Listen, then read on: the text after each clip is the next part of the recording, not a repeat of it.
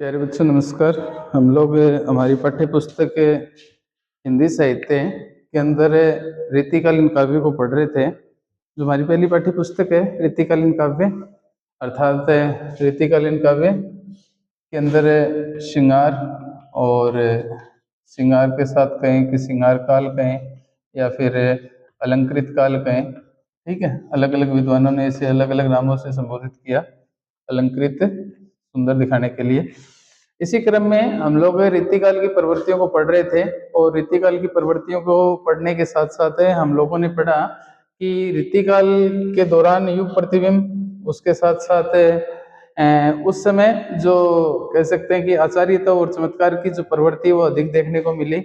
अधिकांश जो कवि हैं वो आचार्य बनने की होड़ में लगे हुए थे, अपने नाम के आगे एक तरह से क्या कि एक विशिष्ट सम्मान पाने की खातिर। ठीक है, और विशिष्ट सम्मान पाने की खातिर वो उन लोगों में एक तरह की होड़ लगी हुई थी कि हम लोग भी एक तरह की आचार्य की जो पदवी है, जिस तरह से एक सामान्य से उदाहरण लें तो जिस तरह से कहें कि हम जब शिक्षा क्षेत्र के अंदर 1 से 5 तक की कक्षाओं पढ़ाते हैं तो 3rd ग्रेड है, उसके बाद 6 से 8 या 10 तक की कक्षाओं को पढ़ाते हैं तो 2nd ग्रेड है, और 11 से 12 तक को पढ़ाते हैं तो 1st ग्रेड है।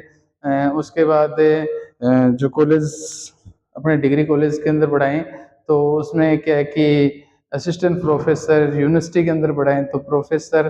तो इसी तरह से क्या है कि उस समय भी क्या है कि एक तरह से आचार्यता और उनकी चमत्कार की जो प्रवृत्ति वो देखने को मिलती थी। अधिकांश जो कवि थे वो दरबारी कवि थे, और दरबारी कवि होने के साथ साथ उस समय के जो शासक थे या सामंत थे तो उन्हीं के गुणशील स्वभाव की प्रशंसा वो लोग किया करते थे। साहित्य रचना होती थी लेकिन साहित्य रचना उन तक ही सीमित थी। उसके साथ साथ एक आध कवि को छोड़ दें तो जिन्होंने भूषण जी हैं जैसे, और उन्होंने क्या है कि एक तरह से राष्ट्र निर्माण को लेकर के और जो हमारे वीर योद्धा हैं, शिरोमणि हैं, उनकी प्रशंसा की। इस रीतिकाल में ही एक तरह से वीर रस को लेकर के आए तो वो भी अपना एक महत्व रखता है। तो इसी क्रम में श्रृंगार की प्रधानता, कहने का मतलब अधिकांश जो रचनाएं थी वो श्रृंगार रस के अंदर ही हुआ करती थी और श्रृंगार रस का बोलबाला था। कला पक्ष की दृष्टि से देखें तो यहाँ की जो भाषा है, कह सकते हैं या उस समय की जो संस्कृति, तत्कालीन परिस्थिति जो थी वो उनमें एक तरह से श्रृंगार का बोलबाला ज्यादा देखने को मिला। ठीक है, मुक्त काव्य रचना अर्थात स्वतंत्र भाव से रची हुई रचनाएं हुआ करती थी, क्रमबद्ध तरीके से प्रबंध रचनाएं नहीं होती थी, बाकी कम थी। ठीक है, किंतु यहाँ प्रवृत्तियों में देखें तो इनका जो बोलबाला है वो अधिक देखने को मिला। प्रकृति चित्रण, कोई भी आप साहित्यिक रचना को अगर प्रस्तुत करते हैं तो उस प्रस्तुति के दौरान हमें थोड़ी बहुत कल्पना और प्रकृति का तो सहारा लेना ही पड़ता है।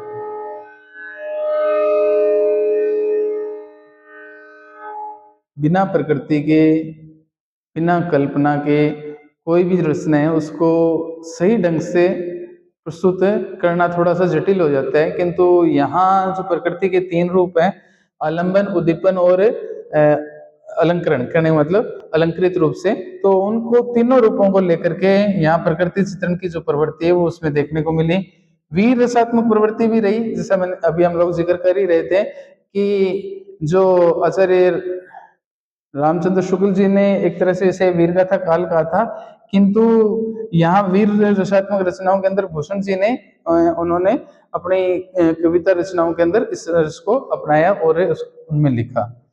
नीतिपरक दोहे, जो कवि घाघ वगैरह हैं, ठीक है, बिहारी जी हैं, और जो भक्ति नीति और श्रृंगार त्रिवेणी का जो संगम रहा तो उसके अंदर वो चीजें हमें देखने को मिली।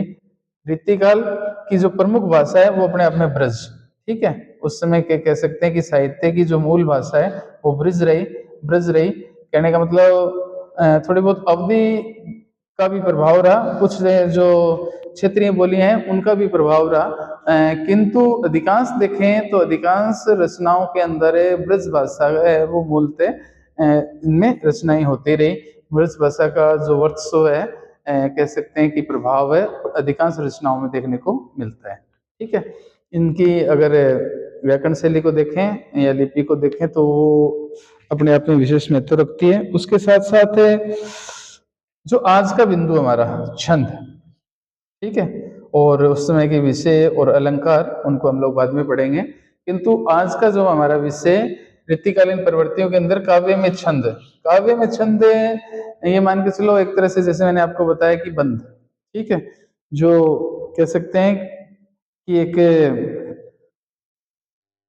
सिर्फ उदाहरण के लिए, जैसे कंचे, कांच की गोलियां, या वो जो बिखरी हुई हो एक फर्श पे, ठीक है, और उनको इकट्ठा करके और उसे किसी एक पात्र में रख दिया जाए, ठीक है, तो उसी तरह से कहा जाता है कि ये जो साहित्य के अंदर बिखरी हुई परिस्थितियां, प्रवृत्तियां, कह सकते हैं उनको, उस समय के रचनाकार कह सकते हैं, उनकी सोच कह सकते हैं एक तरह से, ठीक है, उनकी मन स्थिति कह सकते हैं, तो उन सबको या उन शब्दों को एक साथ बांधना, ठीक है, और बांधना भी कुछ इस प्रकार से जिस तरह से उनका सार्थक और सही अर्थ निकल सके। तो थोड़ा सा इसके ऊपर प्रकाश डालते हैं। छंद अपने आप में बंद होता है वैसे देखा जाए तो, उसमें जैसे संस्कृत से निकला हुआ शब्द है, और उसके साथ साथ जिसमें लय, गति, यति, ठहराव,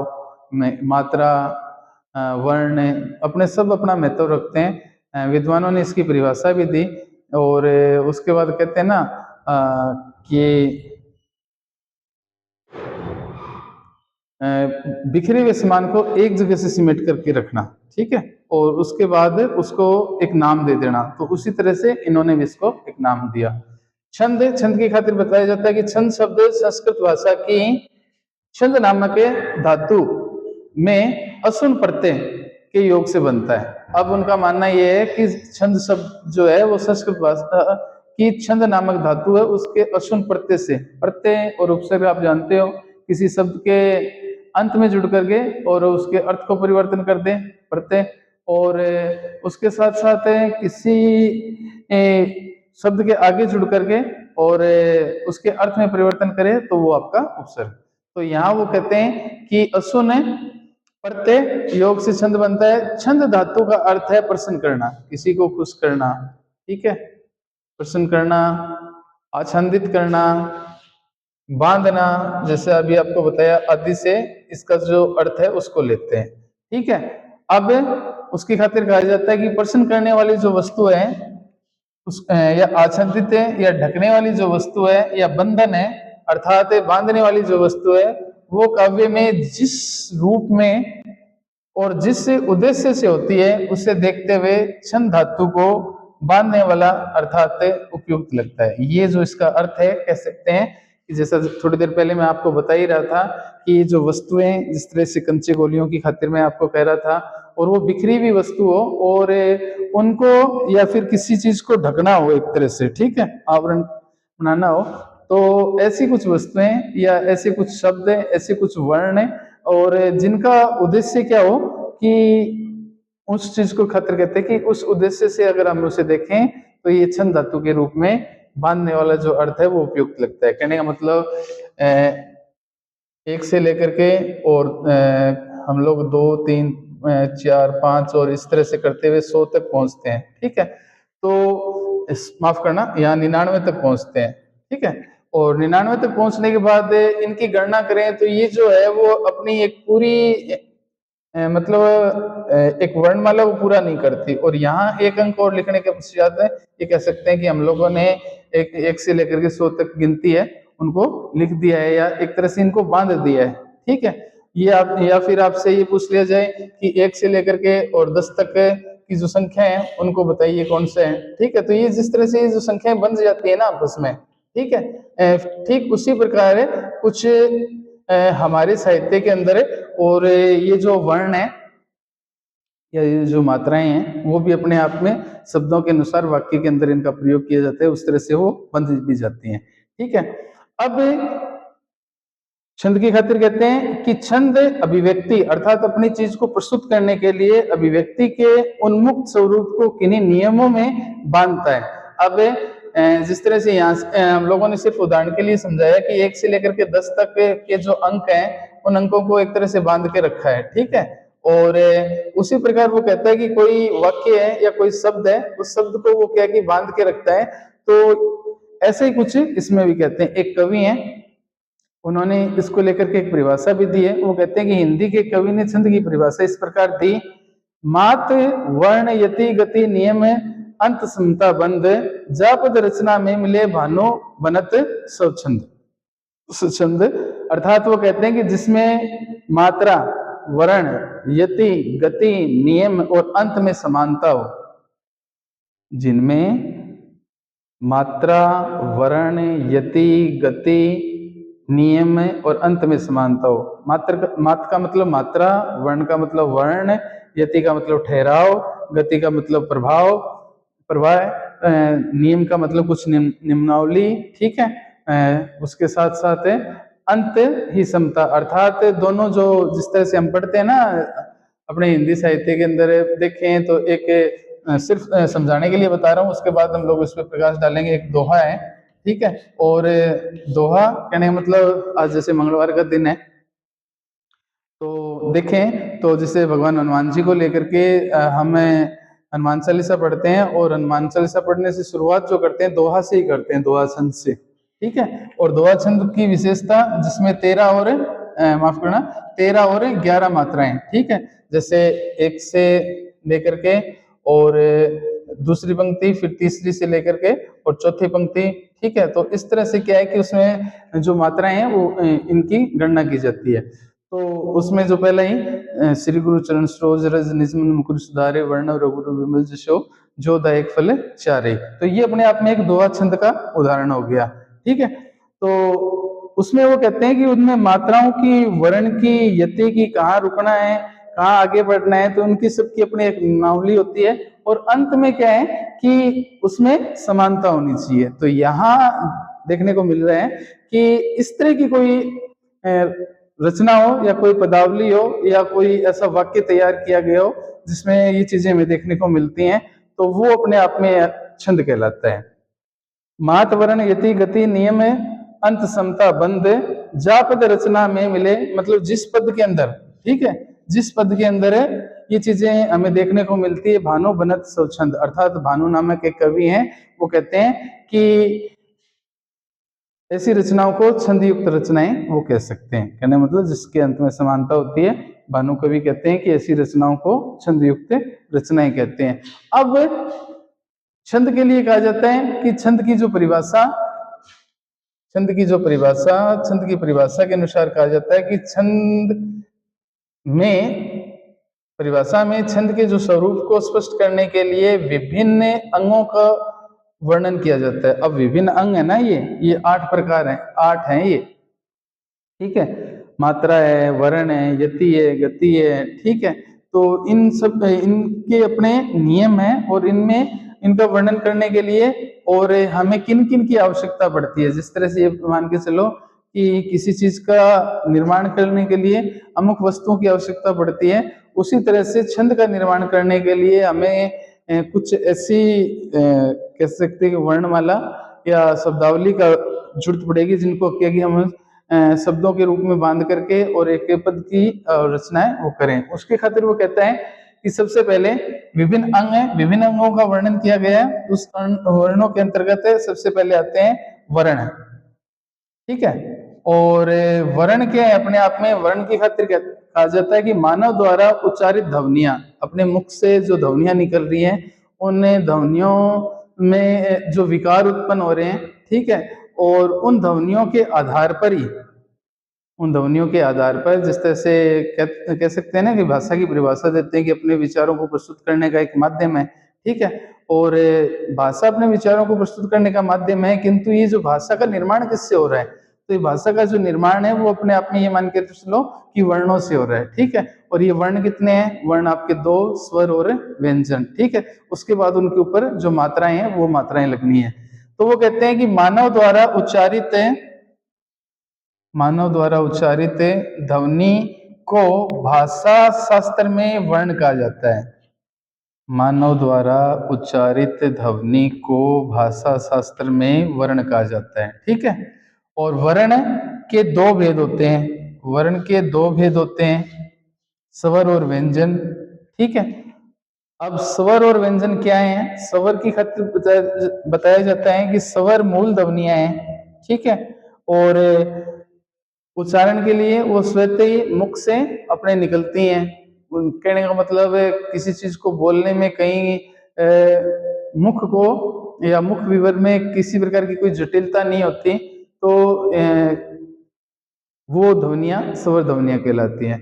और उसके साथ साथ वो कहते हैं कि जो स्वतः ही उच्चारण के लिए स्वतः ही होती हैं वो होती हैं, जबकि जो व्यंजन ध्वनियां हैं व्यंजन ध्वनियों में वो कहते हैं कि स्वरों की आवश्यकता पड़ती है। ठीक है, स्वरों की आवश्यकता पड़ती है। जैसे मैं आपको बताऊं उदाहरण के लिए, यहाँ हम लोगों ने लिखा ए, ठीक है, और ये जो ए है वो अपने आप में स्वर का रूप है। ठीक है, स्वर स्वर ध्वनियों के अंतर्गत आता है। उसके साथ साथ यहां मैंने लिख दिया कै, यहां मैंने लिखा कै। अब ए में जो ध्वनि है वो ए, और कै में जो ध्वनि है वो आप कहोगे कि जैसा वो कह रहे हैं ना स्वर और व्यंजन, स्वर और व्यंजन से मिश्रित। ठीक है, कै के साथ है इस कै के साथ है ए की भी ध्वनि निकल रही है, तो स्वर और व्यंजन का मिश्रण हो गया। तो वो कहते हैं कि स्वर ध्वनियां स्वतः निकलने वाली, ठीक है, और व्यंजन ध्वनियां हैं उसमें स्वरों की समानता। जिस तरह से इसी का एक और उदाहरण लें, जिस तरह से ए के बाद आ, ठीक है, और यहां मैंने लिख दिया विद्या। ठीक है, इसमें ये जो व और ये जो ध है उसमें देखें तो व के साथ साथ ए की ध्वनि निकल रही है, और धा के साथ ध के साथ आ की ध्वनि निकल रही है। तो यहाँ इनमें फिर कह सकते हैं कि स्वर और व्यंजन का मिश्रण हो रहा है। तो इसी तरह से वो कहते हैं कि हमें इस चीज की पहचान करनी होगी कि कौन सी ध्वनियां और उन ध्वनियों में किस तरह से विकार और उन ध्वनियों की फिर मात्राएं, उनका भी हम लोग अध्ययन करेंगे। जैसे ये देखा जाए तो एक हिसाब से मैंने यहाँ विद्या लिखा ना, तो इस विद्या में मात्राओं का जिक्र करें, इसी से अगला वाला इससे पहले वाला, तो मात्राओं में इसमें छोटी की मात्रा की, जबकि यहाँ विद्या लिखा तो इसमें आ की एक तरह से बड़ी मात्रा, ठीक है, दीर्घ कह सकते हैं और ये लघु कह सकते हैं। तो इसको भी हम लोग पढ़ेंगे। और उसके साथ साथ छंद को लेकर के कहा जाता है कि छंद जो है वो अपने आप में वर्ण मात्राओं के हिसाब से, और उसके साथ साथ आज पहले तो जो इनकी संख्या थी वो करीबन 52 के आसपास थी। ठीक है, और किंतु वर्तमान में जो हिंदी वर्णमाला है उस वर्णमाला के अनुसार स्वरों की जो संख्या है वो 11 है, और जो व्यंजन है उन व्यंजन की जो संख्या है वो 33 है। ठीक है, टोटल 44 हो जाते हैं। और उसके साथ साथ कुछ एक जो आयोग हुआ है, जो अंतिम अंग और अह अर्थात विषय वाले, इनको आयोग वाक कहा गया, तो इनको सम्मिलित नहीं किया जाता वर्तमान जो हिंदी वर्णमाला है उसमें। ठीक है, और इसी अनुसार जो छंद है उनका निर्माण किया जाता है। तो इसमें मात्राओं को लेकर के, यति को, गति को लेकर के, वर्ण को लेकर के, और अंत में किस तरह से समानता रहेगी उसको लेकर के हम लोग कल इसके बारे में और अध्ययन कर लेंगे। उससे पहले हम लोगों ने इनकी जो प्रवृत्तियां उसमें इन चीजों को हम लोगों ने पढ़ा। बाकी जो बच्चे में है विषय और अलंकार, तो रीतिकालीन प्रवृत्तियां हैं, उन प्रवृत्तियों के अंदर इन चीजों का हम लोग और अच्छे से अध्ययन कर लेंगे। ठीक है, तो आज के लिए इतना ही, बाकी हम लोग अगली कक्षा में